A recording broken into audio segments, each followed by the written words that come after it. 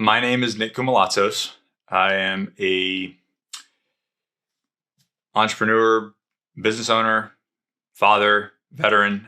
I served in the Marine Corps from 2000 to 2012, deployed to Afghanistan, Iraq, Turkey, all over Southeast Asia. I say that because I just want to give a little bit of clout to my background, to just state that on multiple occasions I rose my right hand and swore an oath to defend the Constitution. And now in my life, I want to enjoy the Constitution, enjoy my rights and freedoms. For those of you that do follow me on here, know that I really like to just make fun videos and lift weights and share training tips and spend time with my friends and family, be a dad. And that's what I want my life to be. And unfortunately, with what's going on in America right now, it's kind of pulled me out of that, and I have to focus on essentially politics. And this is not something I enjoy doing at all whatsoever. I absolutely hate it. But they're leaving me no room to do so because of what's being put in place. So to give you some background, I live in a town called Holly Ridge, North Carolina. And on March 17th, if I'm looking over here, it's because I have my notes, because I want to make sure that I have everything in order. On March 17th, the governor started to do the whole stay at home. He started to do government shutdowns. He initially shut down restaurants and bars. And we knew that it was going to get worse before it got better, right? Due to the whole COVID thing. Then on the 25th, he released another executive order shutting down essentially everything except what he deemed was essential. Not really sure what those guidelines were, who decide what's essential, but we'll leave that till later. The main things that were shut down were training facilities, salons, churches, and a few other things. Initially, I said, okay, let's do the right thing. Let's follow these guidelines. Let's do it for a couple weeks. The incubation period for this virus that affects 0.0024% of the state, has a 14-day period. So people will get sick, people will get better. It has a 99.9% recovery rate, no big deal. And then we'll move forward with our lives. Well, that 2 week came about and nothing happened, nothing changed. Another week went by and the president, and now we're obviously in April, the president gave the power back to the states, as he should have done, because that's the way our government works. The states maintain their own power and the governor runs the state. So we thought, okay, by May 1st, this will be lifted and we can go about our lives. At this point, we had already had about a 50% reduction in revenue with my 2 brick and mortar businesses. Which, we can recover from. I know how to pivot. I can figure it out. Like, I'm not scared of that. This is not the point of me, like losing a little bit of money is not the point of this. It's more about the businesses that can't pivot, and that I watched 3 businesses shut down in that month. And you can give it like, well, they should have savings. It doesn't matter. The point is they should be able to thrive regardless, because it's their right to. So this didn't happen. He didn't lift the order. Matter of fact, he came on and said that he basically said nothing. He spoke for an hour and said nothing, that he was extending it another week to May 8th. And then under phase 1, that there would be no businesses that open that weren't currently open. So basically, he was extending it indefinitely because there's no date on phase 2. So I made the decision to open.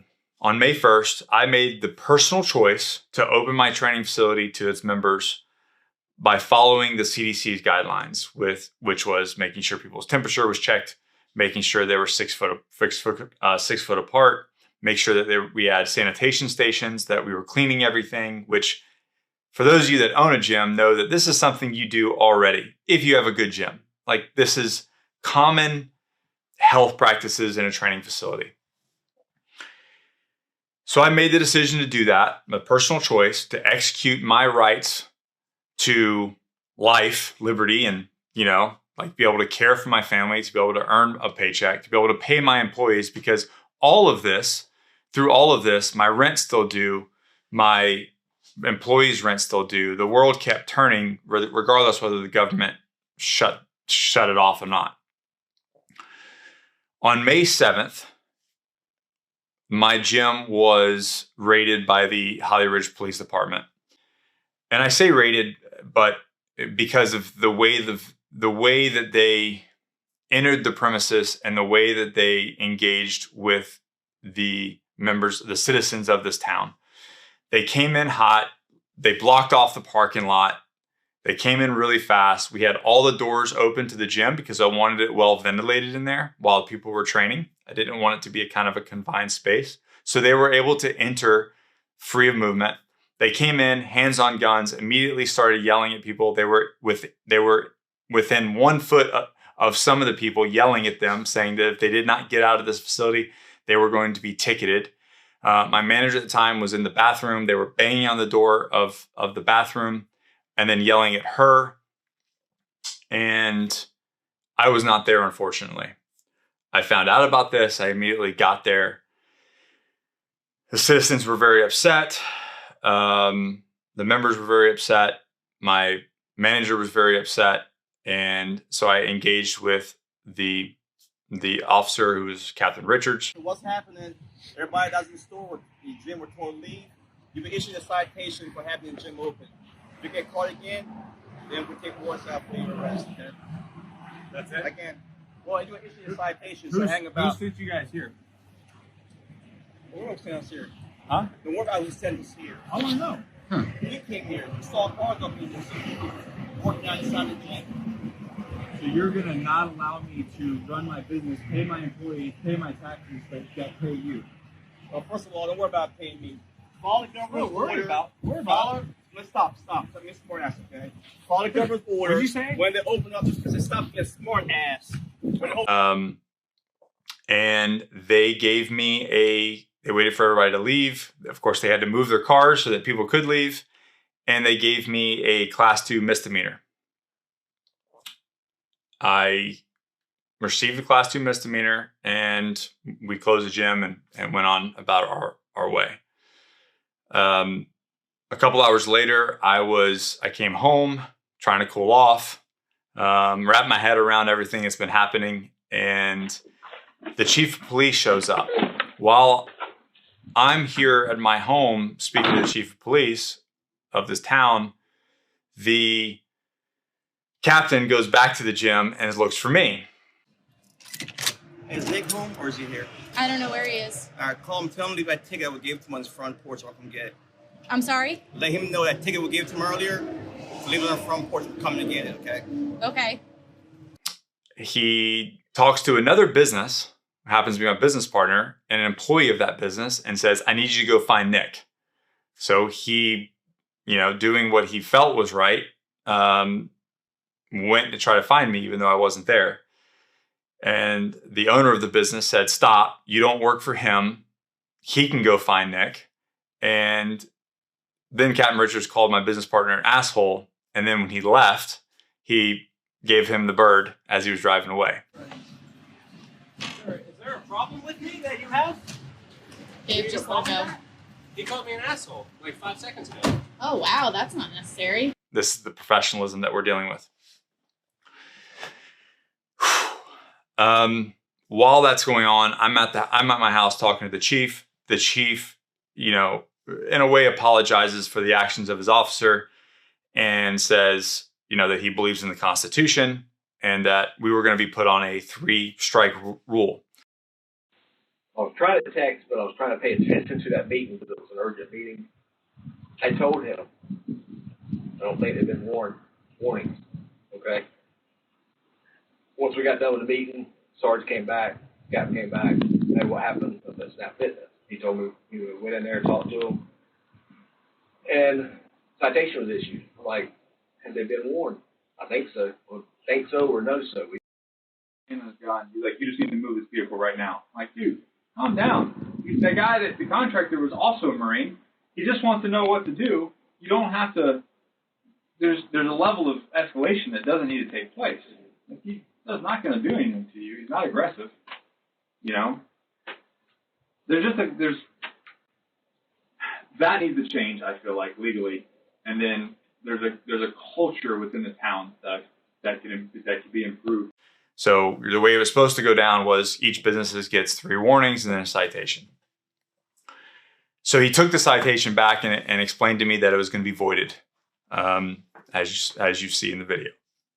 So the governor starts phase 1 May 8th. We were under the agreement that we were going to reopen May 8th under phase 1 if we follow the CDC's guidelines.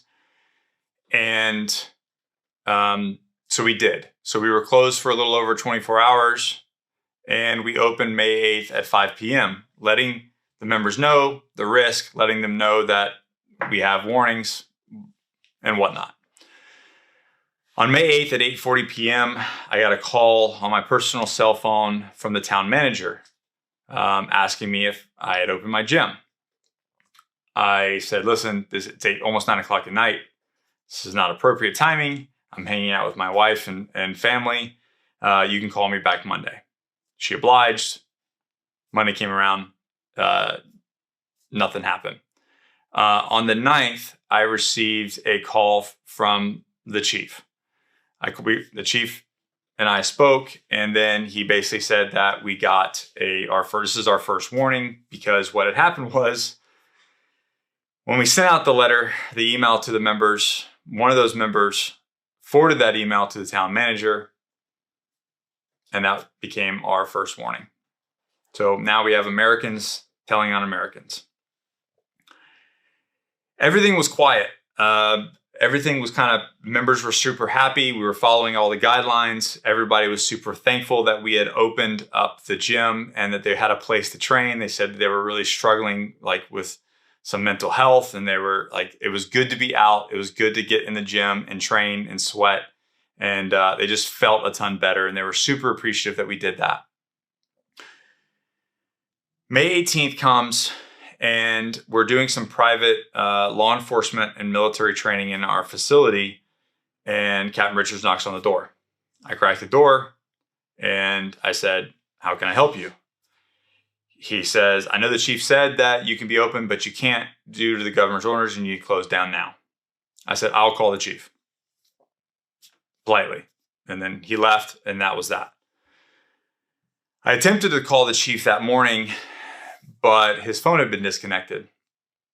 Come to find out that the chief had been temporarily relieved of duty, which we kind of know what that means. I don't know why he was relieved, but I can speculate that I know why, because he was following the Constitution and didn't believe in what the governor had said. And so I guess they removed him from the picture. So now this person who had been harassing members is now the acting chief. So Captain Richards is now the acting chief of Holly Ridge, temporarily. At approximately 3 p.m., Captain Richards came back with a detective and the town manager and gained access to my business through a key card that they had from 2010 that had not been deactivated. I don't know why they had this key card. I don't know if it was for safety from back in 2010 or if they had a membership. We don't know.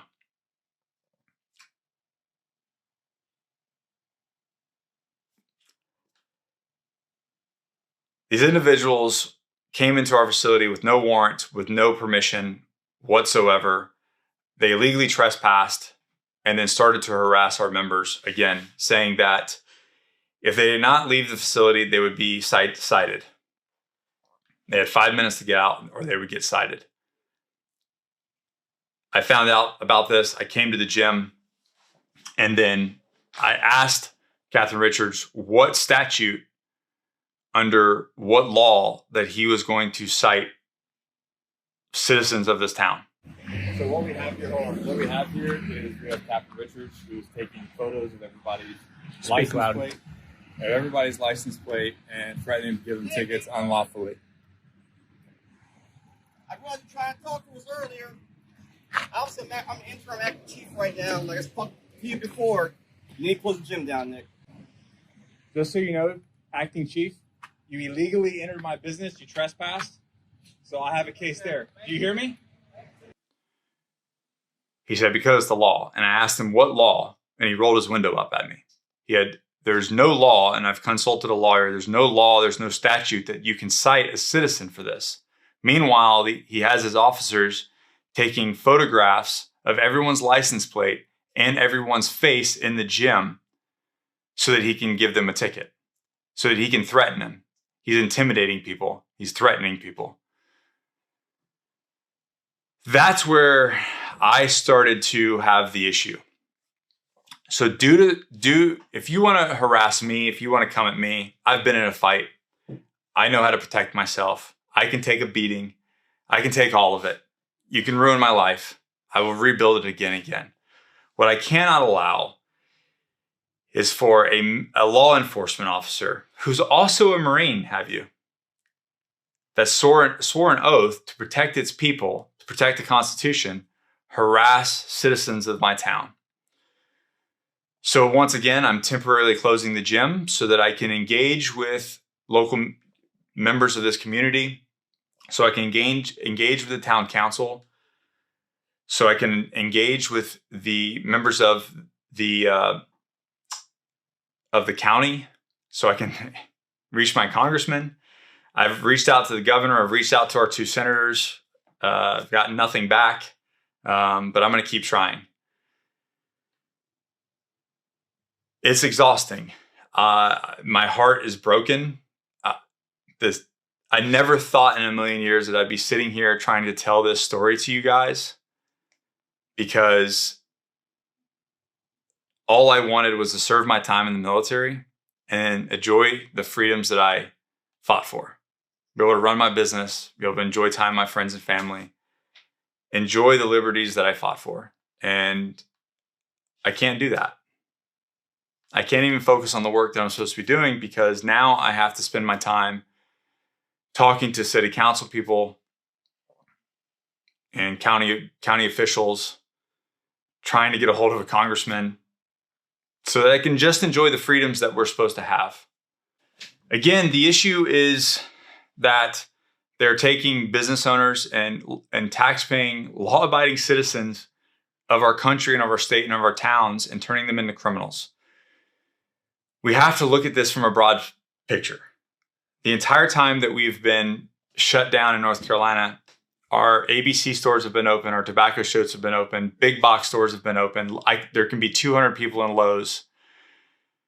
You got to look at where the state income tax comes from and state sales tax. None of the places that are big revenue generators for the state have been shut down. Just small businesses that their income tax and their sales tax are minuscule.